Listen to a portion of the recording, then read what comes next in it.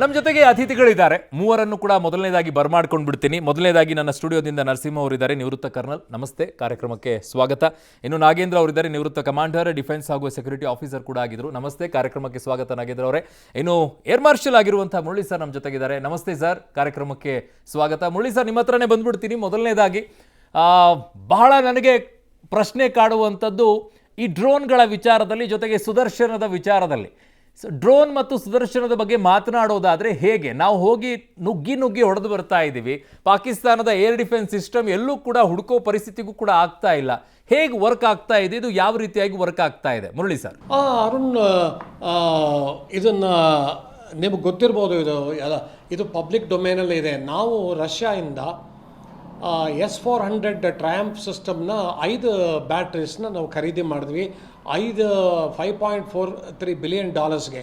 ಆಗ ನಾವು ಇದಕ್ಕೆ ಖರೀದಿ ಮಾಡಿದಾಗ ನಮ್ಮದು ರಷ್ಯಾ ಒಪ್ಪಂದಕ್ಕೆ ಅಮೇರಿಕಾ ಭಾಳ ಇದನ್ನು ಅಬ್ಜೆಕ್ಷನ್ಸ್ ಹಾಕಿದರು. ಕ್ಯಾಟ್ಸಾಯಿಂದ ನಿಮಗೆ ಇದು ಮಾಡ್ತೀವಿ, ಕಂಟ್ರೋಲ್ ಮಾಡ್ತೀವಿ, ನಿಮ್ಮನ್ನ ಬ್ಯಾನ್ ಮಾಡ್ತೀವಿ ಅಂತೆಲ್ಲ ಆಯಿತು. ಆದರೆ ನಮ್ಮ ದೇಶದ ಡಿಪ್ಲೊಮ್ಯಾಟಿಕ್ ಎಫರ್ಟ್ಸಿಂದ ಅವರು ಕ್ಯಾಟ್ಸಾನ ಹಿಂಗೆ ತೊಗೊಂಡ್ರು. ಇದನ್ನು ನಮ್ಮದು ಇದು ಕಾಂಟ್ರಾಕ್ಟ್ ಮುಂದುವರಿತು. ಆ S-400 ಸಿಸ್ಟಮ್ನ ಇವತ್ತು ಸುದರ್ಶನ ಚಕ್ರ ಅಂತ ಹೆಸರು ಕೊಟ್ಟಿದ್ದಾರೆ ಅದಕ್ಕೆ. ಆದರೆ S-400 ಡೆಲಿವರಿ ಏರ್ಫೋರ್ಸ್ಗೆ ಸ್ವಲ್ಪ ಡಿಲೇ ಆಗೋಯಿತು. ಯಾಕೆಂದರೆ ಮಧ್ಯದಲ್ಲಿ ರಷ್ಯಾ ಯುಕ್ರೇನ್ ವಾರ್ ಶುರು ಆಯಿತು. ರಷ್ಯಾ ಮೇಲೆ ಭಾಳ ಒತ್ತಡಗಳು ಬಂತು. ಆಮೇಲೆ ಬೇಕಾದಷ್ಟು ಅವರು ಸ್ಯಾಂಕ್ಷನ್ಸ್ ಹಾಕಿದಾಗ ಅದು ಸ್ವಲ್ಪ ಡಿಲೇ ಆಯಿತು. ಆದರೂ ಅವರು 3 ಬ್ಯಾಟ್ರೀಸು ಡೆಲಿವರ್ ಮಾಡಿದ್ರು. ನೋಡಿ, ಒಂದೊಂದು ಬ್ಯಾಟ್ರಿನಲ್ಲಿ 8 ಬೆಟಾಲಿಯನ್ನು, ಈ ಒಂದು ಬ್ಯಾಟ್ರಿನಲ್ಲಿ 2 ಬೆಟಾಲಿಯನ್ನು ಅಲ್ಲ 16 ಬೆಟಾಲಿಯನ್ನು ಒಂದು ಬ್ಯಾಟ್ರಿಯಲ್ಲಿ. ಒಂದೊಂದು ಬೆಟಾಲಿಯನಲ್ಲಿ 4 ಟ್ಯೂಬ್ಸು, ಅಂದರೆ 64 ಟ್ಯೂಬ್ಸು. ಆಮೇಲೆ 4 ಡಿಫ್ರೆಂಟ್ ಟೈಪ್ಸ್ ಆಫ್ ಮಿಸೈಲ್ಸು. ಅದು 40ರಿಂದ 400 ಕಿಲೋಮೀಟರ್ ತನಕ ಹೋಗುವಂಥ ಕ್ಷಿಪಣಿಗಳು. ಭಾಳ ಅದ್ಭುತವಾದ ರೇಡಾರು. ಅದು ಅಟ್ ಎನಿ ಟೈಮ್ 100 ಇದನ್ನು ಟಾರ್ಗೆಟ್ಸ್ನ ಟ್ರ್ಯಾಕ್ ಮಾಡುವಂಥ ಸಿಸ್ಟಮು. ಸೊ 3 ಬ್ಯಾಟ್ರೀಸ್ ಡೆಲಿವರ್ ಮಾಡಿದ್ರು. 4ನೇ ಬ್ಯಾಟ್ರಿಗೆ ನಮ್ಮ ದೇಶ ಇತ್ತೀಚೆಗೆ ಅವ್ರಿಗೆ ಭಾಳ ಇದನ್ನು ಪ್ರೆಸಿಡೆಂಟ್ ಪುಟಿನ್ಗೆ ಪ್ರೆಷರ್ ಹಾಕಿದ್ರು. ಇಲ್ಲ, ನೀವು ಉಳಿದೆರಡು ಕೊಡಿ ಅಂತ. ಯಾಕೆಂದರೆ ಅವರು 2026 ಆಗಸ್ಟಲ್ಲಿ ನಾವು ಇದನ್ನು ನಿಮಗೆ ಪೂರ್ತಿ ಡೆಲಿವರ್ ಮಾಡ್ತೀವಿ ಅನ್ನೋ ಮಾತು ಕೊಟ್ಟಿದ್ದರು. 4ನೇ ಬ್ಯಾಟ್ರಿ ನಮಗೆ ಡಿಸೆಂಬರಲ್ಲಿ ಬರಬೇಕಾಗಿತ್ತು. ಆದರೆ 4ನೇ ಬ್ಯಾಟ್ರಿಯಲ್ಲಿ ಅರ್ಧ ಕೊಟ್ಟಿದ್ದಾರೆ ಅಂತ ಈಗ ನಮಗೆ ಇವತ್ತಿನ ಬೆಳಗ್ಗೆ ಸುದ್ದಿ ಬಂದಿದೆ. ಅದನ್ನು ನಾವೇನು ಮಾಡಿದ್ವಿ, ಪಂಜಾಬಲ್ಲಿಟ್ವಿ. ಆಮೇಲೆ ಇದನ್ನು ಒಂದು ಬ್ಯಾಟ್ರಿ ಪಂಜಾಬಲ್ಲಿಟ್ವಿ, ಒಂದು ಬ್ಯಾಟ್ರಿ ಇದು ನಮ್ಮ ರಾಜಧಾನಿ ಹತ್ರ ಇಟ್ವಿ, ಇನ್ನೊಂದು ಚೈನಾ ನಾರ್ತ್ ಈಸ್ಟ್ ಫೇಸಿಗಲ್ಲಿಟ್ವಿ. ಯಾವಾಗ ಈ ತೊಂದರೆ ಶುರು ಆಯಿತು, ಆಗ ಎಲ್ಲ ಬ್ಯಾಟ್ರಿಗಳನ್ನು ನಾವು ಪಾಕಿಸ್ತಾನ ಅಂದರೆ 3 ಬ್ಯಾಟ್ರಿಗಳನ್ನು ನಮ್ಮ ಇದನ್ನು VAVP ಟಾರ್ಗೆಟ್ಸ್ ಸುತ್ತ ನಾವು ಡಿಪ್ಲಾಯ್ ಮಾಡಿದ್ವಿ. ಅರುಣ್, ನಾ ಹೇಳ್ತಾ ಇರೋದನ್ನು ಭಾಳ ಕೇರ್ಫುಲ್ಲಾಗಿ ಕೇಳಿ, ಯಾಕೆಂದರೆ ಇದು ವಿಷಯ ಭಾಳ ಜನಕ್ಕೆ ಗೊತ್ತಿಲ್ಲ ಇದು. ಆಮೇಲೆ ಈ ಬರೇ ಸುಮ್ಮನೆ ಡಿಪ್ಲಾಯ್ ಮಾಡಿರೋದಲ್ಲ. ನೋಡಿ, 2020ನೇ ಇಸ್ವಿನಲ್ಲಿ ಇಂಡಿಯನ್ ಏರ್ಫೋರ್ಸ್ ಒಂದು ಸಿಸ್ಟಮ್ ಸೆಟಪ್ ಮಾಡ್ತು. 2015ರಲ್ಲಿ ಶುರು ಆಯ್ತಿದ್ದು ICAS ಸಿಸ್ಟಮ್ ಅಂತ. ಅದೇನಾಯಿತು, 2020ರಲ್ಲಿ integrated unmanned aerial system, grid and air defence ಅಂತ ಒಂದು ಸಿಸ್ಟಮ್ ಶುರು ಮಾಡ್ತು. ಅದು ನಮ್ಮ ದೇಶದ completely make in India Atmanirbhar Bharat system, made by Adani. ಸಿಕ್ಕಾಪಡೆ powerful system, capable of tracking, detecting, identifying and destroying the targets. ಅದನ್ನು ನಾವೇನು ಮಾಡಿದ್ರಿ, ಇದನ್ನು ಸುದರ್ಶನ ಚಕ್ರಾಗೆ ಅದನ್ನು ಲಿಂಕ್ ಮಾಡಿದ್ದೀವಿ. ಇವತ್ತು ಪಾಕಿಸ್ತಾನದವ್ರು ಯಾವ ಮಿಸೈಲ್ ಹೊಡೆದ್ರು, ಯಾವ ಡ್ರೋನ್ ಹೊಡೆದ್ರು, ಅದು ಟಾರ್ಗೆಟ್ಗೆ ಬರೋಕ್ಕಿಂತ ಮುಂಚೆನೇ ಅದು ಡಿಟೆಕ್ಟ್ ಆಗುತ್ತೆ. ಅದನ್ನು ಮುಂಚೆನೇ ಅದಕ್ಕೆ ನಾವು ಕೌಂಟರ್ ಡ್ರೋನ್ ಆಗಲಿ, ಕೌಂಟರ್ ಮಿಸೈಲ್ ಅದನ್ನು ಫೈರ್ ಮಾಡ್ಬೋದು. ನಾವು ಫೈರ್ ಮಾಡಿ ಆ ಟಾರ್ಗೆಟ್ ಬರೋಕ್ಕಿಂತ ಮುಂಚೆನೇ ಡಿಸ್ಟ್ರಾಯ್ ಆಗುತ್ತೆ. ಈ ವಿಷಯ ಪಾಕಿಸ್ತಾನಕ್ಕೆ ಏನೇನೂ ಗೊತ್ತಿರಲಿಲ್ಲ. ಅದಕ್ಕೆ ಅವರು 15 ಇದನ್ನು ನಮ್ಮ ಏರ್ ಬೇಸಸ್ನ ಟಾರ್ಗೆಟ್ ಮಾಡೋಕ್ಕೆ ಸೆಲೆಕ್ಟ್ ಮಾಡಿದ್ದಾರೆ. ಎಂಥ ಹುಂಬತನ, ಮೂರ್ಖತನ ಅಂದರೆ ಅದನ್ನು ಹೇಳೋಕ್ಕೂ ಬೇಜಾರಾಗತ್ತೆ. ಇದೇ ಅವರು ಇತಿಹಾಸ 71ರಲ್ಲೂ ಇದೇ ಥರ ಮಾಡಿದರು. ಅದೇ ಥರ ಈ ಸರಿನೂ ಮಾಡಿದ್ದಾರೆ. ಅದೇ ಸೇಮ್ ಇದನ್ನು ಏರ್ ಬೇಸಸ್ಸು. ಅವರೇನು ಅದೇನು ಅವ್ರಿಗೆ ಎಂಥ ಬುದ್ಧಿ ಅಂದರೆ 71ನೇ ಇಸ್ವಿಯಲ್ಲಿ ನಾವು ಯಾವ ಥರ ಇದ್ವಿ 2025ರಲ್ಲೂ ಹಾಗೆ ಇರ್ತೀವಿ ಅಂತ ಅಂದ್ಕೊಂಡಿದ್ರು, ದೇವ್ರಿಗೆ ಗೊತ್ತು. ಅವರೇನು ಮಾಡಿದ್ದಾರೆ, ಚೈನೀಸ್ ಡ್ರೋನ್ಸ್ನ ಅವರು ನಮ್ಮ ಏರ್ ಬೇಸಸ್ಗೆ ಬಿಟ್ಟಿದ್ದಾರೆ. ನಿಮ್ಗೆ ಗೊತ್ತು ಏನು ಏರ್ ಬೇಸಸ್ಸಲ್ಲಿ ಅಂತ ಈಗ ತಾನೇ ನೀವು ಹೇಳ್ತಾ ಇದ್ದೀರಿ. ರಾಜಸ್ಥಾನ್, ಪಂಜಾಬ್, ಇದನ್ನು ಜಮ್ಮು ಕಾಶ್ಮೀರ್ ಏರಿಯಾನಲ್ಲಿ ಅವಂತಿಪುರಿಂದ ಫಿಲೋಡಿ ತನಕ ಎಲ್ಲ ಏರ್ ಬೇಸಸ್ಸು. ಅಲ್ಲಿ ಕೆಲವು ಏರ್ ಬೇಸಸ್ಸಲ್ಲಿ ನಮ್ಮ ಫೈಟರ್ ಸ್ಕ್ವಾಡ್ರನ್ಸ್ ಇದೆ. ನಮ್ಮ ಫೈಟರ್ ಸ್ಕ್ವಾಡ್ರನ್ಸ್ ಅಲ್ಲೇ ಇದೆ. ಅದನ್ನು ಕೆಲವು ಮೂವ್ ಮಾಡಿದ್ದೀವಿ ನಾವು, ಕೆಲವು ಮೂವ್ ಮಾಡಿಲ್ಲ. Su-30 ಸ್ಕ್ವಾಡ್ರನ್ಸು ಇದೆ. ಅವರು ಬೇಸಸ್ ಟಾರ್ಗೆಟ್ ಮಾಡಿದ್ರಲ್ಲಿ ಅವ್ರು ಅಂದ್ಕೊಂಡ್ರು ಚೈನೀಸ್ ಡ್ರೋನ್ಸಲ್ಲಿ ನಾವು 5ರಿಂದ 10 kg ಇದನ್ನು ಎಕ್ಸ್ಪ್ಲೋಸಿವ್ಸ್ ಇಟ್ಬಿಟ್ಟು ನಾವು ಇದನ್ನು ಏರ್ ಬೇಸ್ನ ಡಿಸ್ಟ್ರಾಯ್ ಮಾಡ್ತೀವಿ ಅಂತ ಅವರು ಮಲ್ಟಿಪಲ್ ಡ್ರೋನ್ಸ್ ಇನ್ಫ್ಯಾಕ್ಟ್ ಅವರು ಅಟ್ಯಾಕ್ ಮಾಡಿದ್ದಾರೆ. ಎಲ್ಲ ಡ್ರೋನ್ಸು ಇಂಟರ್ಸೆಪ್ಟ್ ಆಯಿತು, ಎಲ್ಲ ಮಿಸೈಲ್ಸು ಇಂಟರ್ಸೆಪ್ಟ್ ಆಯಿತು, ಎಲ್ಲನೂ ಟಾರ್ಗೆಟ್ ರೀಚ್ ಆಗಿಂದ ಮುಂಚೆನೇ ಅದು ಡಿಸ್ಟ್ರಾಯ್ ಆಯಿತು. ಇದು ಆಗಿರೋ ಸ್ಟೋರಿ. ಇನ್ಫ್ಯಾಕ್ಟ್ ಇದನ್ನು ಇದಷ್ಟೇ ಅಲ್ಲ, ಅವ್ರಿಗೆ ಇದು ಗೊತ್ತೂ ಇಲ್ಲ. ಇದು ಬರೇ ಏರ್ಫೋರ್ಸ್ ಜೊತೆ ಅಷ್ಟೇ ಅಲ್ಲ, ಆರ್ಮಿ ನೇವಿ ಜೊತೆನೂ ಲಿಂಕ್ ಆಗಿದೆ. ಇದು integrated US grid and air defence system. It is link with navy and army also for there intelligence. So intelligence inputs ಎಲ್ಲ ಕಡೆಯಿಂದ ಬರುತ್ತೆ, ರಿಯಲ್ ಪಿಕ್ಚರ್ ಬರುತ್ತೆ. ಇದನ್ನು ಆಮೇಲೆ ಟಾರ್ಗೆಟ್ ಐಡೆಂಟಿಫಿಕೇಶನ್, ಅದು ಎಷ್ಟು ದೂರದಲ್ಲಿ 40 ಕಿಲೋಮೀಟರ್ಗಿಂತ ಅಲ್ಲಿಂದ ಹತ್ತತ್ರ ಬರ್ತಿರುವಾಗ ಫಸ್ಟ್ ಮಿಸೈಲ್ ಫೈರ್ ಆಗುತ್ತೆ S-400ಇಂದ, ಅದು ಮುಗೀತು. ಅದಷ್ಟೇ ಅಲ್ಲ, ಈಗ ಇದನ್ನು ಟಾರ್ಗೆಟ್ ಏರಿಯಾ ಕಮ್ಮಿ ಇದ್ದರೆ ನಾವು ಡ್ರೋನ್ ಕಿಲ್ಲರ್ನು ನಾವು ಇದನ್ನು ಲಾಂಚ್ ಮಾಡ್ಬೋದು. In fact drone killer it is cost effective. ನಾವು S-400 ಮಿಸೈಲ್ಸ್ ಲಾಂಚ್ ಮಾಡೋದು ಬೇಡ. ಈ ಡ್ರೋನ್ ಕಿಲ್ಲರು ಎಲ್ಲ ಬೇಸಸ್ಸಲ್ಲೂ ಇದೆ ಏರ್ಫೋರ್ಸಲ್ಲಿ. ಈ ಪಾಕಿಸ್ತಾನದವ್ರು ಏನು ಮಾಡಿದ್ರು, ಟೋಟಲ್ ಮಿಸ್ಕ್ಯಾಲ್ಕುಲೇಷನ್ ಮಾಡಿ ಅವರು ಸಿಕ್ಕಾಕೊಂಡಿದ್ದಾರೆ. ಎಸ್ ನರಸಿಂಹ ಸರ್, ಪಾಕಿಸ್ತಾನದ ಬುದ್ಧಿ ಅದೊಂಥರ ಕಂತ್ರಿ ಬುದ್ಧಿ ಇದ್ದಂಗೆ, ಅದು ಬದಲಾಗೋದಿಲ್ಲ ಅಂತ ಕಾಣಿಸುತ್ತೆ. ಬಟ್ ಈ ಗೋಗರಿಯೋದು, ಕಣ್ಣೀರನ್ನು ಹಾಕೋದೆಲ್ಲ ನೋಡ್ತಾ ಇದ್ರೆ ಇದೆಲ್ಲ ಡ್ರಾಮಾ, ಉಸಿರುವಳ್ಳಿ ಒಂಥರ. ಅದನ್ನ ಬಿಟ್ಟು ನಂಬಕ್ಕೆ ಹೋಗ್ಬಾರ್ದವ್ರನ್ನೆಲ್ಲ ಅಲ್ವಾ? ಹೌದು. ಈಗ ಯಾವ ಪರಿಸ್ಥಿತಿಗೆ ಹೋಗುತ್ತೆ ಅಂತ ಪಾಕಿಸ್ತಾನ ಏನು ಮಾಡಬಹುದು ನಾವು? ಅರುಣ್, ಇದು ಬೆಳಗ್ಗೆಯಿಂದ ಇದೇ ವಿಚಾರಗಳು ಮಾತಾಡ್ತಾನೆ ಇದ್ದೀವಿ. ಇವರ ಒಂದು ಸ್ಥಿತಿ ಏನಾಗಿದೆ ಅಂದರೆ, ಈಗ ಸುದರ್ಶನ ಅವರು ಮುರಳೀಧರ್ ಹೇಳ್ತಿದ್ರಲ್ಲ, ಏರ್ ಮಾರ್ಷಲ್ ಮುರಳಿ ಅವರು ಹೇಳ್ತಿದ್ರು, ಈ ಸುದರ್ಶನ ಚಕ್ರ S-400 ನಮ್ಮ ಹತ್ರ ಇರೋ ಕೆಲವು ಡಿಫೆನ್ಸ್ ಸಿಸ್ಟಮ್ಗಳು ಏನಿದೆ, ಏರ್ ಡಿಫೆನ್ಸ್ ಸಿಸ್ಟಮ್ ಇದೆಲ್ಲ ಒಂದು ಕಾಲದಲ್ಲಿ US ಮತ್ತು ರಷ್ಯಾ ಬಿಟ್ಟರೆ ಯಾರ ಹತ್ರನೂ ಇರಲಿಲ್ಲ. So even they have assume that ಅವ್ರ ಹತ್ರ ಮಾತ್ರ ಇದೆ, ಇನ್ನು ಯಾರ ಹತ್ರನೂ ಇಲ್ಲ. So we have technologically really gone ahead. ಅದರಿಂದ ಸುದರ್ಶನ ಚಕ್ರ ಅನ್ನೋದೇ ಅದೊಂದು protection system, air defence system. So ಅದೆಲ್ಲ ಇದೆ ಅಂತ ಇವ್ರಿಗೆ ಗೊತ್ತಿರಲಿಲ್ಲ.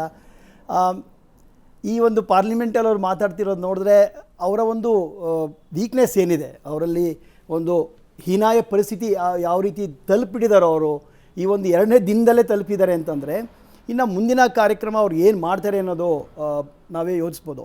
ಈಗ ಭಾರತ ಒಂದು ಅಪ್ಪರ್ ಹ್ಯಾಂಡ್ ಏನಿದೆ ಈಗ ಅದನ್ನು ನಾವು ಗಳಿಸ್ತಾ ಇದ್ದೀವಿ. ಹಾಗಂತ ನಾವು ಸುಮ್ಮನೆ ಕೂತ್ಕೊಂಡು ಉಪಯೋಗ ಇಲ್ಲ. ಇವತ್ತು ನೋಡಿದ್ರೆ ಆಗಲೇ ನೋಡಿ 15 ಮಿಲಿಟ್ರಿ ಇನ್ಸ್ಟಾಲೇಷನ್ಸ್, ಬೆಳಗ್ಗೆ ಕೂಡ ನಾನು ಡಿಸ್ಕಷನ್ ಹೇಳ್ತಿದ್ದೆ, ಯಾವಾಗ ಇವರು ಮಿಲಿಟ್ರಿ ಇನ್ಸ್ಟಾಲೇಷನ್ಸ್ ಮೇಲೆ ಟಾರ್ಗೆಟ್ ಮಾಡ್ತಾರೋ there is every possibility of escalating the whole issue ಅಂತ. ಎಲ್ಲಿವರೆಗೂ ಅದನ್ನು ನಾನ್ ಮಿಲಿಟ್ರಿ ಇನ್ಸ್ಟಾಲೇಷನ್ಸ್ ಮೇಲೆ ಇಡ್ತಾರೆ, ಎಲ್ಲಿವರೆಗೂ ನಮ್ಮ ಒಂದು ಇಂಪಾರ್ಟೆಂಟು ವೆರಿ ಸ್ಟ್ರಾಟಜಿಕ್ ಟಾರ್ಗೆಟ್ಸ್ ಏನಿದೆ, ಅದರ ಸ್ಟ್ರಾಟಜಿಕ್ ಇನ್ಸ್ಟಾಲೇಷನ್ಸ್ ಇದೆ, ಅಲ್ಲಿವರೆಗೂ ಅವ್ರಿಗೂ ಟಾರ್ಗೆಟ್ ಮಾಡಲ್ವೋ ಅಲ್ಲಿವರೆಗೂ ಯುದ್ಧದ ಒಂದು ಕಂಟ್ರೋಲಲ್ಲಿ ಇರುತ್ತೆ ಅಂತ. ಬಟ್ ನನಗನ್ಸುತ್ತೆ ಇವರು ತುಂಬ ಒಂದು ಮುಂದೆ ಇದು ಬೆಂಕಿ ಇದೆ ಅಂತ ತಿಳ್ಕೊಂಡು ಅದು ಮುಂದೆ ಓಡಿ ಬರ್ತಾ ಇದ್ದಾರೆ. ಇದರಿಂದ ನನಗೇನಿಸುತ್ತೆ ಅರುಣ್, ಇದೇ ಒಂದು ಟ್ರೆಂಡ್ ನಡೆದರೆ ಅವರು ಪಾಕಿಸ್ತಾನದ ಪಾರ್ಲಿಮೆಂಟಲ್ಲಿ ಅಳ್ಬೋದು, ಅದನ್ನು ಅವರು ಜನಗಳಿಗೋಸ್ಕರ ಹೇಳ್ಬೋದು, ದೇವ್ರನ್ನ ಬೇಡ್ಕೋಬೋದು, ಎಲ್ಲ ಕಡೆ ಇರೋ ದೇವ್ರುಗಳ್ನ ಬೇಡ್ಕೋಬೋದು ನಮ್ಮನ್ನು ಕಾಪಾಡಿ ಅಂತ. ಆದರೆ ಎಲ್ಲಿವರೆಗೂ ಅವರು ಸ್ವಲ್ಪ ನಿಂತು ಯೋಚಿಸಿ ಈ ನಮ್ಮ ಒಂದು ಬಲವನ್ನು ಅರ್ಥಕೊಂಡು ಮಾಡಲಿಲ್ಲ ಅಂತಂದರೆ ಒಂದು war it's not only going to go out of ಇದು grown up into a big war and also ಅವರ ಒಂದು ವಿನಾಶ ಮಾತ್ರ ಖಾತ್ರಿ ಅನ್ನೋದ್ರಲ್ಲಿ ಏನೇನು ಸಂದೇಹ ಇಲ್ಲ. ಎಸ್ ಅವ್ರು ಬೇಡ್ಕೊಂಡಿದ್ದು ಕರೆಕ್ಟ್ ಆಗಿದೆ. ಹಾಗಾಗಿನೇ ನಮ್ಮಲ್ಲಿ ಕೃಷ್ಣನ ಕೈಯಲ್ಲಿರುವಂಥ ಸುದರ್ಶನ ಚಕ್ರ ನಮ್ಮಲ್ಲಿರುವಂಥವ್ರನ್ನು ರಕ್ಷಣೆಯನ್ನ ಮಾಡಿದೆ. ನಾಗೇಂದ್ರ ಸರ್, ಏನು ಹೇಳಕ್ ಬಯಸ್ತೀರಾ ಇವತ್ತಿನ ಬೆಳವಣಿಗೆ, ನಿನ್ನೆ ಆಗಿರುವಂಥ ಬೆಳವಣಿಗೆ ಒಂದು ಕಡೆಗೆ, ಇವತ್ತಾಗಿರುವಂಥ ಬೆಳವಣಿಗೆ? ನಿನ್ನೆಯಿಂದ ಇವತ್ತಿಗೆ ಎಸ್ಕಲೇಷನ್ ಲ್ಯಾಡರ್ ಅಂತ ಏನು ಹೇಳ್ತೀವಿ ನಾವು ವಾರ್ ಟರ್ಮಿನಾಲಜಿನಲ್ಲಿ, ಅದರಲ್ಲಿ ಸ್ವಲ್ಪ ಮುಂದೆ ಹೋಗಿದ್ದೀವಿ. ಹ್ಮ್ ಹ್ಮ್ ಭಾರತ ಕಂಟ್ರೋಲ್ ಮಾಡಿ ಕೇವಲ ಟೆರರಿಸ್ಟ್ಗಳ ಶಿಬಿರಗಳ ಮೇಲೆ ದಾಳಿ ಮಾಡಿ ಅಲ್ಲಿಗೆ ಲಿಮಿಟ್ ಮಾಡಿತ್ತು.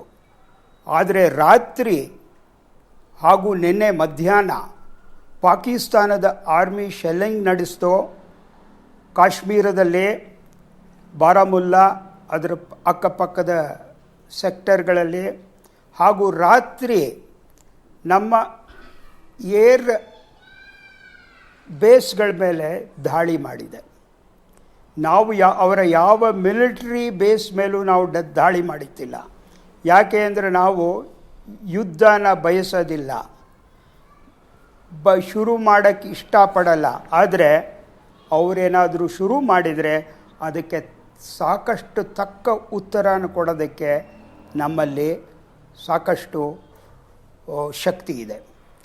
ಹೇಗಿರಾಗಿದೆ ನಿನ್ನೆಯಿಂದ ಇವತ್ತಿನ ತನಕ ಅಂದರೆ, ಹೋಮ್ ಮಿನಿಸ್ಟರ್ ಶಾ ಅವರು ಒಂದು ಮೀಟಿಂಗ್ ಮಾಡಿ ಎಲ್ಲ ಸೆಂಟ್ರಲ್ ಪೊಲೀಸ್ ಇಲಾಖೆ ಯಾವುದಿದೆ ಅವರದ್ದನ್ನೆಲ್ಲ ಸಶಸ್ತ್ರ ಪಡೆಗಳದ್ದನ್ನು ಲೀವಿಂದ ವಾಪಸ್ ಕರೆದಿದ್ದಾರೆ. ಅಂದರೆ ಸೀರಿಯಸ್ ಇದೆ ಮಾಮಲ. ಇನ್ನೊಂದೇನು ಅಂದರೆ 10 ಜಿಲ್ಲೆಗಳಲ್ಲಿ, ಕಾಶ್ಮೀರದಲ್ಲಿ 10 ಜಿಲ್ಲೆಗಳಲ್ಲಿ ಅವರದ್ದು ಕಂಟ್ರೋಲ್ ರೂಮ್ಗಳನ್ನು, ಡಿಸಾಸ್ಟರ್ ಮ್ಯಾನೇಜ್ಮೆಂಟ್ ರೂಮ್ಗಳನ್ನು ಆ್ಯಕ್ಟಿವೇಟ್ ಮಾಡಲಾಗಿದೆ. ಯಾವುದು ಒಂದು ಮಾಕ್ ಡ್ರಿಲ್ ಮಾಡೋಕ್ಕೆ ಹೋಗಿದ್ವಿ ಅದು ಆ್ಯಕ್ಚುಯಲ್ ಆಗಿ ಆ್ಯಕ್ಟಿವೇಟ್ ಆಗಿದೆ ಅಂತ ಹೇಳೋಕ್ಕೆ ಬಯಸ್ತೀನಿ. ಇದೇ ರೀತಿಯಲ್ಲಿ ನಮ್ಮ ಗಡಿಗಳಲ್ಲೂ ಆಗಿದೆ. ಮತ್ತೊಂದೇನು ಅಂದರೆ, ಈ ನಮ್ಮ ಅವರು ಮಾಡಿದ ಕ್ಷಿಪಣಿ ದಾಳಿಗಳಲ್ಲಿ ನಮ್ಮ ಕೌಂಟರ್ UAS ಗ್ರಿಡ್ ಯಾವುದಿದೆ ಸಫಲವಾಗಿ ಕೆಲಸ ಮಾಡಿ ಎಲ್ಲ ಕ್ಷಿಪಣಿಗಳನ್ನು ನಾಶ ಮಾಡಿವೆ. ಅದೇ ರೀತಿ ಅವರ UASಗಳೆಲ್ಲವೂ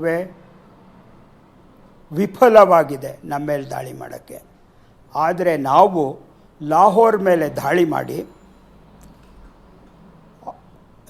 ಲಾಹೋರ್ ಏರ್ಪೋರ್ಟು ಹಾಗೂ ರಾವಲ್ಪಿಂಡಿ ಹಾಗೂ ಸಯಾಲ್ಕೋಟ್ ಮೇಲೆ ದಾಳಿ ಮಾಡಿ ಅಲ್ಲಿ ಏರ್ಪೋರ್ಟ್ ರೇಡಾರ್ಗಳನ್ನು ನ್ಯೂಟ್ರಲೈಸ್ ಮಾಡಿದ್ದೀವಿ. HQ-9 ಅಂತ ಯಾವುದಿದೆ, ನೀವು ಹೇಳಿದಾಗೆ HQ-9 ಹಾಗೂ HQ-2R ಯಾವುದಿದೆ, ಇವೆರಡೂ Chinese radar, Chinese surface to air missile ಸಿಸ್ಟಮ್ಗಳು. ಅವುಗಳ ರೇಂಜು ಕೇವಲ 300 ಕಿಲೋಮೀಟ್ರ್ ಮಾತ್ರ HQ-9. ನಮ್ಮಲ್ಲಿ ಇರುವಂಥದ್ದು S-400, ನೀವು ಸುದರ್ಶನ ಚಕ್ರ ಅಂತ ಏನು ಹೇಳಿದ್ರಿ, ಅದು 600 ಕಿಲೋಮೀಟರ್ ರೇಂಜ್ ಇರುವಂಥ ಒಂದು game changing system in south Asia ಅಂತ ಹೇಳ್ಬೋದು ಇದನ್ನು. ಅದ್ರ ಜೊತೆಗೆ ಅದರದ್ದು ನಮ್ಮ ಕ್ಷಿಪಣಿ ಎಂಗೇಜ್ಮೆಂಟ್ ರೇಂಜು 300 ಕಿಲೋಮೀಟ್ರ್ ದೂರದಿಂದಲೂ ಇದೆ. ಅದೇ ರೀತಿಯಲ್ಲಿ ಕೌಂಟ್ರ್ UAS ಸಿಸ್ಟಮ್ ಅಂತ ಯಾವುದು ಹೇಳ್ತೀವಿ ನಾವು, ಅದರಲ್ಲಿ ನಮ್ಮ ಇಂಡಿಜಿನಸ್ ಕಾಂಪೊನೆಂಟ್ಸು ಇದೆ. DRDO ಇಂದ ಡಿಸೈನ್ ಮಾಡಿದ್ದು ಹಾಗೂ ಇಸ್ರೇಲ್ ಜೊತೆ ನಾವು ಪ್ರೊಡ್ಯೂಸ್ ಮಾಡಿದ್ದು, ಡಿಸೈನ್ ಮಾಡಿದ್ದು. ಅದೇ ರೀತಿ ನಾವು ರಷ್ಯಾದಿಂದ ಕೊಂಡುಕೊಂಡ ಸಿಸ್ಟಮ್ಗಳು ಇದೆ. ಅದ್ರ ಜೊತೆಗೆ ಈ ವಿಭಿನ್ನ ಸಿಸ್ಟಮ್ಗಳನ್ನು ನಾವು ಡಿಪ್ಲಾಯ್ ಮಾಡುವಾಗ ಟೆಕ್ನಿಕಲ್ ಚಾಲೆಂಜಸ್ ಏನು ಬರುತ್ತೆ ಅಂದರೆ, ಒಂದು ಸಿಸ್ಟಮ್ ಇನ್ನೊಂದು ಸಿಸ್ಟಮ್ಗೆ ಮಾತಾಡೋದು, ಕಮ್ಯುನಿಕೇಷನ್ ಅಂತ ಏನು ಹೇಳ್ತೀವಿ, ಅದು ಪರ್ಫೆಕ್ಟಾಗಿ ಆಗಬೇಕು. ಅದನ್ನು ಮಾಡೋಕ್ಕೆ ಸಫಲವಾಗಿರೋದು ಭಾರತ ದೇಶ ಒಂದೇನೇ ಇಲ್ಲಿ ತನಕ. ನಾವು ವೆಸ್ಟ್ರನ್ ಸಿಸ್ಟಮ್ಮು ಹಾಗೂ ರಷ್ಯನ್ ಸಿಸ್ಟಮ್ಮು ಎರಡನ್ನೂ ಇಂಟಗ್ರೇಟ್ ಮಾಡೋದ್ರಲ್ಲಿ ಸಫಲರಾಗಿದ್ದೀವಿ. ನಮ್ಮಲ್ಲಿ ಇರುವಂಥ ವಾರ್ ರೂಮ್ಗಳು ಯಾವುದಿದೆ ಅದು ಸ್ಟೇಟ್ ಆಫ್ ಆರ್ಟ್ ಎಕ್ವಿಪ್ಮೆಂಟ್ಗಳಿದೆ. ಅದಕ್ಕೆ ದೇಶದ ಮೂಲೆ ಮೂಲೆಯಿಂದ ಹಾಗೂ ವಿದೇಶಗಳ ಕಡೆಯಿಂದನೂ ನಮಗೆ ಇನ್ಫಾರ್ಮೇಷನ್ ಬರುತ್ತೆ. ಅದೇ ರೀತಿ ನಾವು ಸ್ಪೇಸ್ ಯಾವುದಿದೆ, ಸ್ಪೇಸ್ ಸ್ಯಾಟಲೈಟ್ಸು, ಅದರಿಂದನೂ ಇನ್ಫಾರ್ಮೇಷನ್ ಬಂದು ಅದ್ರ ಜೊತೆ ಇಂಟಿಗ್ರೇಟ್ ಮಾಡ್ಬೋದು. ಆದ್ದರಿಂದ ನಾವು ನಿನ್ನೆ ರಾತ್ರಿ ಯಾವ ಕ್ಷಿಪಣಿಗಳನ್ನು ನಾವು ಧ್ವಂಸಗೊಳಿಸೋದಲ್ಲಿ ಸಫಲರಾಗಿದ್ದೀವಿ ಅನ್ನೋದಕ್ಕೆ ವಿಶ್ವದ ಮುಂದೆ ಭಾರತ ಒಂದು ಟೆಕ್ನಾಲಜಿಕಲಿ ಅಡ್ವಾನ್ಸ್ ನೇಷನ್ ಅನ್ನೋದನ್ನು ಸಾರಿ ತೋರಿಸಿದ್ದೀವಿ ಅಂತ ಇದನ್ನು ಹೇಳಕ್ಕೆ ಬಯಸ್ತೀನಿ ನಾನೀಗ. Yes, thank you Nagendra sir, ನಮ್ಮ ಜೊತೆಗೆ ಜಾಯ್ನ್ ಆಗಿದೆ, ತುಂಬ ಧನ್ಯವಾದಗಳು. ಎಸ್ ಮುರಳಿ ಸರ್, ಈ ವಿಚಾರದಲ್ಲಿ ಹೋಗೋದಾದರೆ ಈಗ ಪಾಕಿಸ್ತಾನ ಕಣ್ಣೀರನ್ನು ಹಾಕ್ಕೊಳ್ತಾ ಇದೆ, ಪ್ರಪಂಚದಾದ್ಯಂತ ಒಂದಿಷ್ಟು ಮೊಸಳೆ ಕಣ್ಣೀರನ್ನು ಇಟ್ಕೊಂಡು ಅಳ್ತಾ ಇದೆ, ಸಂಸತ್ನಲ್ಲಿ ನಮ್ಮನ್ನು ಕಾಪಾಡು, ಅಲ್ಲ ಕಾಪಾಡು ಅಂತೇಳಿ ಎಲ್ಲ ಕೇಳ್ಕೊಂಡು ಓಡಾಡ್ಕೊಳ್ತಾ ಇದ್ದಾರೆ. ಬಟ್ ಅದು ಯಾವುದು ಕೂಡ ಒಂದು ಕಡೆಗೆ ಬಿಟ್ಬಿಡೋಣ. ಪಾಕಿಸ್ತಾನದ ಮುಂದೆ ಇರುವಂಥದ್ದು ಏನು ಹಾಗಿದ್ದಾಗ, ಭಾರತದ ಮುಂದೆ ಇರುವಂಥದ್ದು ಏನು ಹಾಗಿದ್ದಾಗ, ಈಗ ಮಾತುಕತೆಗೆ ಬನ್ನಿ ಮಾತನಾಡೋಣ ಅಂತೇಳಿ ಅಲ್ಲಿರುವಂಥ ರಕ್ಷಣಾ ಸಚಿವರೆಲ್ಲ ಮಾತನಾಡ್ತಾ ಇದ್ದಾರೆ. ಮುರಳಿ ಸರ್, ಇಲ್ಲಿಯವರೆಗೂ ನಾವು ಅಣು ಪ್ರಯೋಗವನ್ನು ಮಾಡಿಬಿಡ್ತೀವಿ ನಿಮ್ಮ ಮೇಲೆ ನೇರವಾಗಿ ಅಂತ ಎಲ್ಲ ಮಾತನಾಡ್ತಾ ಇದ್ದವರು ಈಗ ಮಾತುಕತೆಗೆ ಬನ್ನಿ ಅಂತಿದ್ದಾರೆ. ಮಾತುಕತೆಗೆ ಹೋಗ್ಬೇಕಾ ನಾವು ಈಗಲೂ ಕೂಡ ಅವ್ರ ಜೊತೆಗೆ?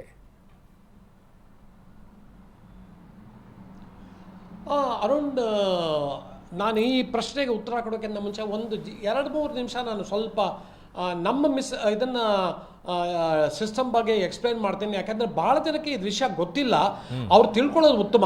ಯಾಕೆಂದರೆ ಎಲ್ಲರಿಗೂ ಒಂದು ಮನಸ್ಸಲ್ಲಿ ಒಂದೇ ಒಂದು ಪ್ರಶ್ನೆ, ನಾವು ಯಾವ ಥರ ಹೊಡೆದ್ವಿ ಅವ್ರನ್ನ, ನಾವು ಏನೇನು ಬಳಸ್ಬಿಟ್ಟು ಹೊಡೆದ್ವಿ, ಯಾಕೆ ನಾವು ಹೊಡೆಯೋದು ಅವ್ರಿಗೆ ಗೊತ್ತಾಗಲಿಲ್ವಾ? ಈ ಪ್ರಶ್ನೆ ಅದು ಸರ್ವೇ ಸಾಮಾನ್ಯ ಎಲ್ಲರ ತಲೆಯಲ್ಲಿರೋದು. ಅದಕ್ಕೆ ಒಂದು ಚಿಕ್ಕದಾಗಿ ಆನ್ಸರ್ ಕೊಡ್ತೀನಿ ನೋಡಿ. ನಾವು ಇದನ್ನು ಆಪರೇಷನ್ ಸಿಂಧೂರ್ ಮಾಡಿದಾಗಲೂ ಅಷ್ಟೇ, ನಾವು ಆರ್ಮಿ 100 ಸ್ಕೈ ಸ್ಟ್ರೈಕರ್ ಡ್ರೋನ್ಸ್ನ ಅದನ್ನು ಕೊಂಡ್ಕೊಂಡ್ರು.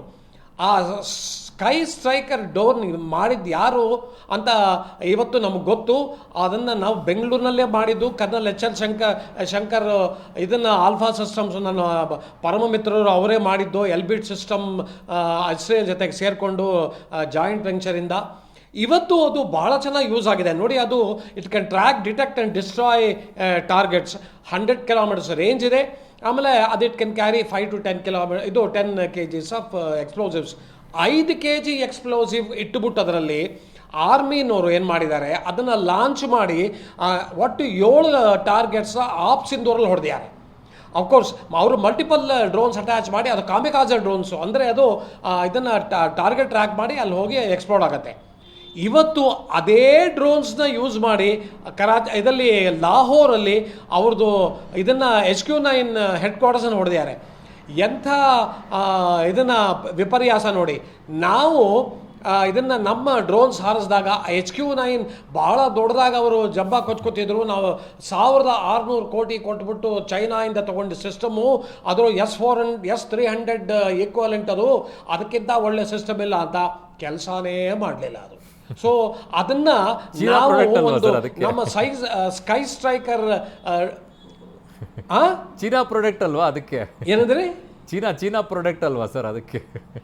ಚೈನಾ ಪ್ರಾಡಕ್ಟ್ ಇವಾಗ ಅವ್ರಿಗೆ ಈಗ ಅರ್ಥವಾಗಿದೆ. ನೀವು ಚೈನಾನ ನಂಬಿ ಯಾವ ಥರ ನೀವು ಮೋಸ ಹೋಗಿದ್ದೀರಾ. ನೀವು in any case you are down in the rabbit hole. China